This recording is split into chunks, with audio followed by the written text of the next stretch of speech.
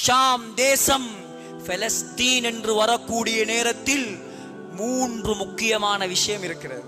முதலாவது Ardh Palestine, Palestine நாடு.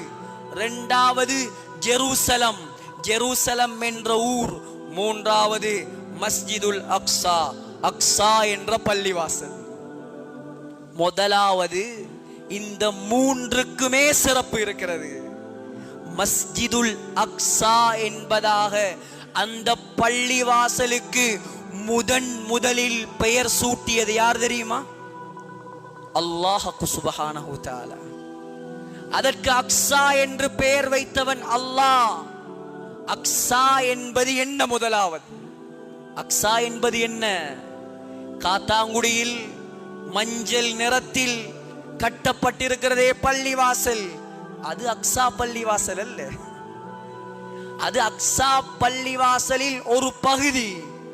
சகோதரர்களே, அக்ஸா என்பது, மதீனா என்பது தனி பள்ளிவாசல், மஸ்ஜிது நபவி. மக்கா ஹரம் தனி பள்ளிவாசல். ஆனால் அக்ஸா தனி பள்ளிவாசல் கிடையாது. நன்றாக விளங்கிக் கொள்ளுங்கள், முஸ்லிம்கள் கவனமாக இருக்க வேண்டும். அக்ஸா என்பது தனி பள்ளிவாசல் அல்ல. அது 1,44,000 சதுர மீட்டர் பரப்பளவை கொண்ட ஒரு வளாகம். அந்த வளாகத்தை சுற்றி மதில் கட்டப்பட்டிருக்கிறது. அந்த மதிலில் 15 வாசல்கள் இருக்கிறது. அந்த வாசல்களில் 5 வாசல்கள் மூடப்பட்டிருக்கிறது, 10 வாசல்கள் திறக்கப்பட்டிருக்கிறது. அதில் முக்கியமான 3 வாசல்கள் இருக்கிறது. பாபுல் அஸ்பாத், பாபு இஜம், பாபு ரஹ்மா. இந்த 3 வாசலும் தான் முக்கியமான வாசல். அந்த மஸ்ஜிதுல் அக்ஸா வளாகத்தில் 4 பெரும் கோபுரங்கள் இருக்கிறது.